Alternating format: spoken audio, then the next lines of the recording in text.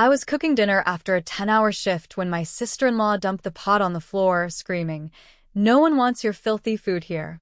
My husband laughed and handed her takeout menus. "She still thinks she's family," he joked, loud enough for me to hear.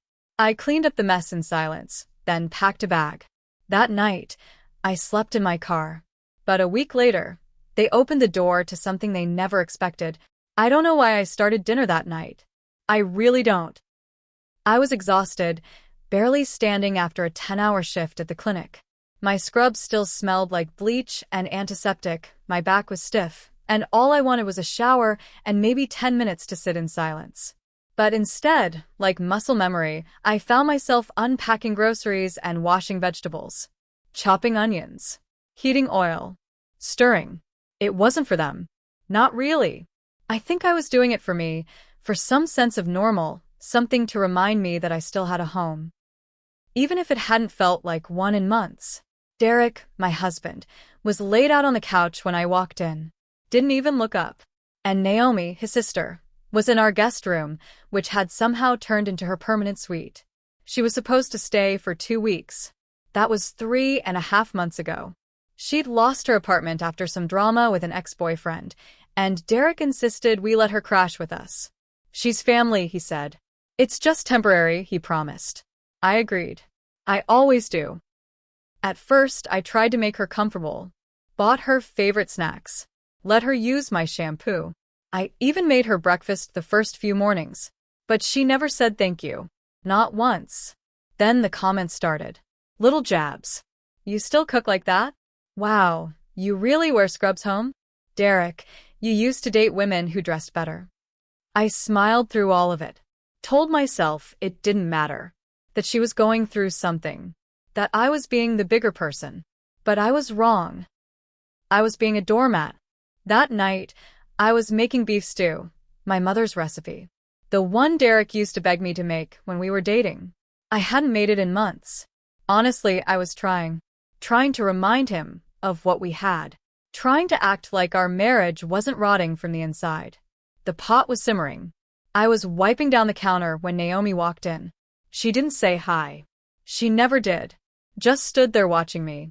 Then, without a word, she reached for the pot. At first I thought she was going to stir it or maybe try a taste, but no. She picked it up, boiling hot, and dumped the entire thing right onto the floor. The sound was horrible. It hit the tile with a wet slap. The smell hit me immediately. Rich, savory, ruined. I didn't even have time to react before she screamed, "No one wants your filthy food here." I looked at her like I didn't understand the words.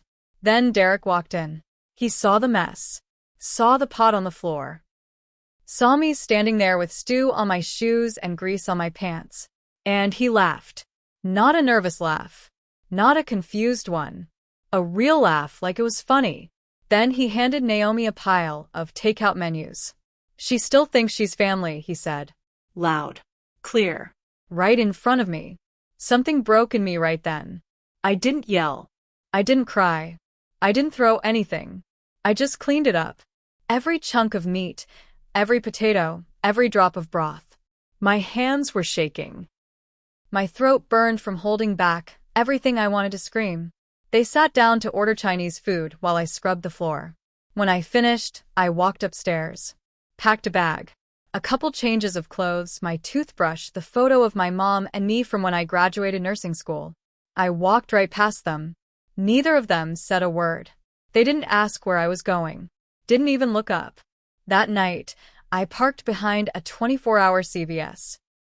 I cracked the windows and tried to sleep, but I couldn't.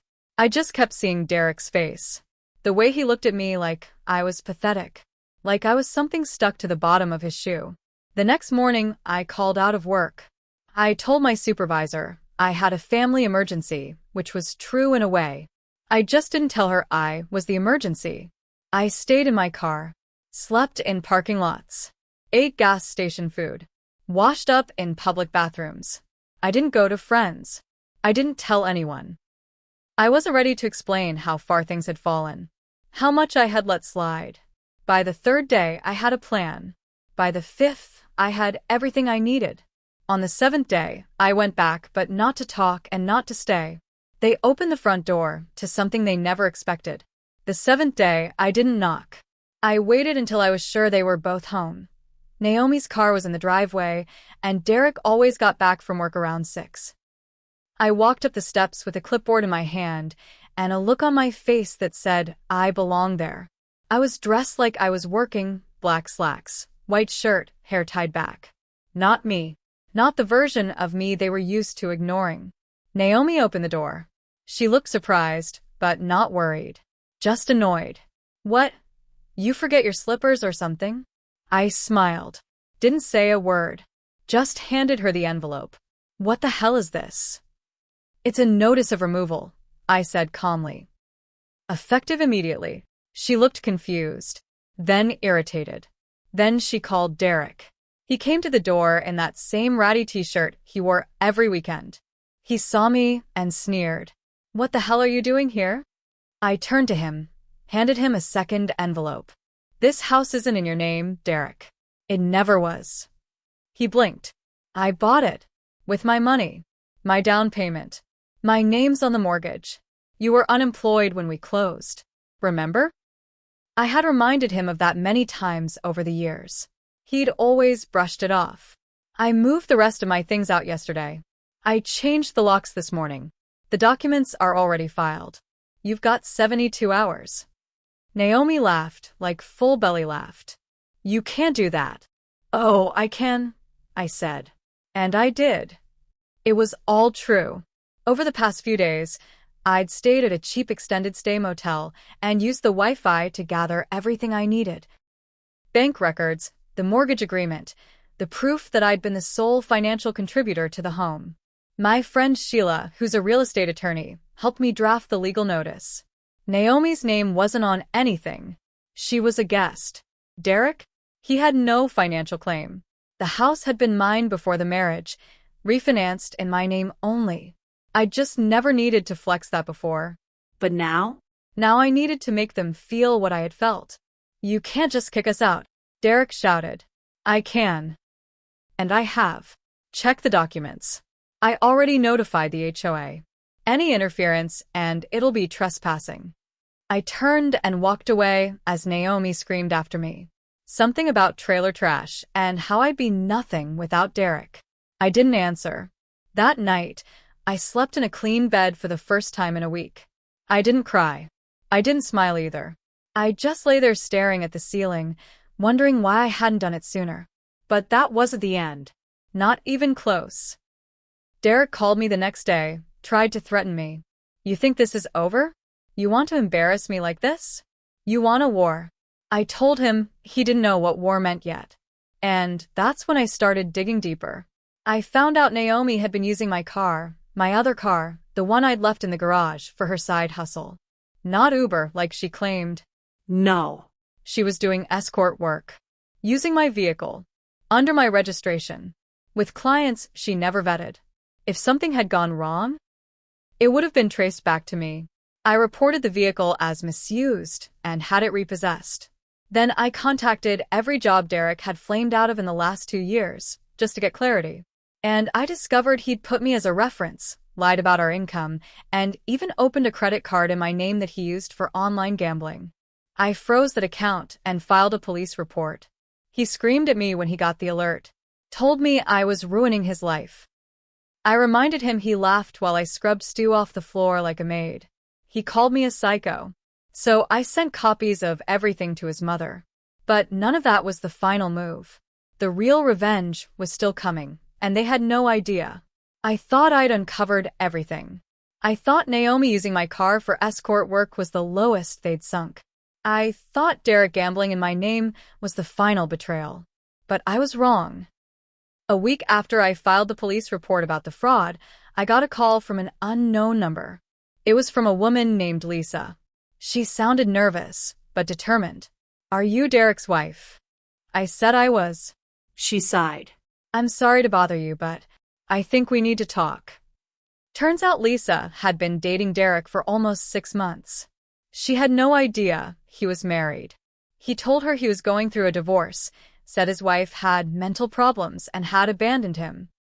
Told her Naomi was his cousin who had moved in to help him cope. I met Lisa at a diner in Southfield. She brought her phone and her receipts, screenshots, texts, photos. Even a video of Derek at her apartment, playing with her dog, calling her baby. He'd told her he wanted to marry her, that he was finalizing the paperwork. She was furious, not just for being lied to, but for being used. She had given him thousands of dollars, helped him pay off emergency bills, sent him money through Venmo for gas, even co-signed a payday loan she couldn't back out of now. I showed her the credit card charges in my name. We sat in silence for a while. Two women with the same bruises in different places.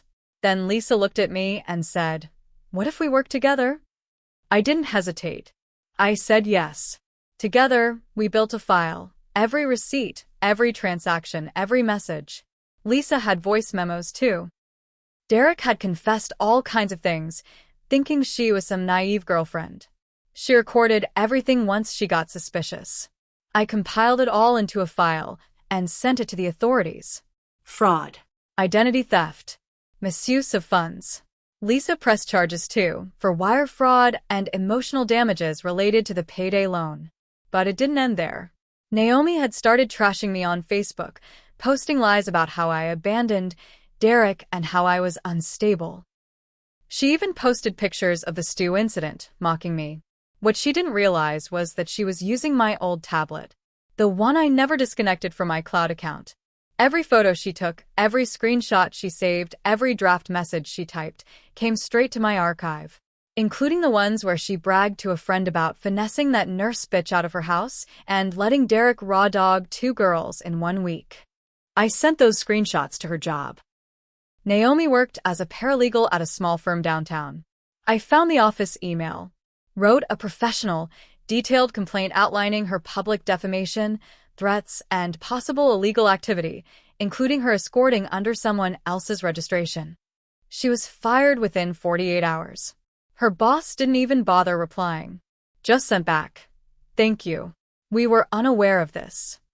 Now she had no job, no car, and 72 hours to vacate a home she never paid for. Derek? He doubled down. Told anyone who would listen that I was vengeful, unstable, dangerous. But he forgot one thing. His job had an ethics clause. And Lisa? She wasn't just some girlfriend. She was an HR compliance manager. And Derek had listed her as a reference on his new job app. She made one phone call and told them everything. They fired him the next day. In 1 month, they lost everything. Housing, jobs, reputations. But I wasn't done. Not until they truly understood the weight of what they did. The final chapter wasn't just about payback. It was about closure. The day they were officially evicted, I parked a block away and waited. It was raining. Not a heavy storm, just a cold, steady Michigan drizzle that soaked everything and made the air feel heavier than it should. I watched from my car as Naomi stood on the porch with garbage bags full of clothes. No suitcase. No boxes. Just bags, wet and sagging under the weight of everything she thought she could take. Derek wasn't with her. He came out 10 minutes later, carrying a single backpack and looking around like someone was supposed to help him. No one came. I watched him fumble with his phone. He was probably trying to call me again. He'd left me over 30 voicemails in the last 2 weeks. Some begging. Some angry. One where he cried for 5 full minutes before whispering, "Please come back." I didn't answer any of them. Naomi spotted my car. She stared at me for a long second, like she was deciding whether to scream or run. She did neither. Just turned away. That house was mine again. But I didn't move back in. I didn't want their ghosts lingering in the walls. Instead, I sold it. Fast. Cash buyer. Closed in 3 weeks. The profit I made paid off the last of the credit card Derek had opened in my name. Paid off my car. Gave me enough to get a clean apartment on the other side of town, in a neighborhood where no one knew me as Derek's wife. I went back to work, started therapy, and finally took that out-of-state job offer I'd turned down years ago because Derek didn't want to move. But the best part came 6 months later. I got a call from Lisa. Her lawsuit had gone through. Derek never showed up to court, and the judgment went in her favor by default. He now owed her $14,700. Garnished wages if he ever found another job. Naomi? She tried to move in with another guy a few towns over. That lasted all of 3 weeks before his ex-girlfriend kicked her out and posted her mugshot online from a petty theft charge I hadn't even known about. I printed the photo. Not to share. Just to look at when I needed reminding. Of who I used to be. And who I never wanted to be again. The truth is, I did love Derek once. I loved the man he pretended to be. I thought being patient, forgiving, and kind would eventually be enough. But kindness without boundaries isn't love. It's surrender. And I don't surrender anymore. They dumped my stew on the floor and laughed like I was a joke. But I left them in the rain with nothing, because that's exactly what they gave me. I didn't scream. I didn't fight. I didn't destroy. I just walked away and made sure every door they thought they could crawl through was sealed shut behind them. Permanently.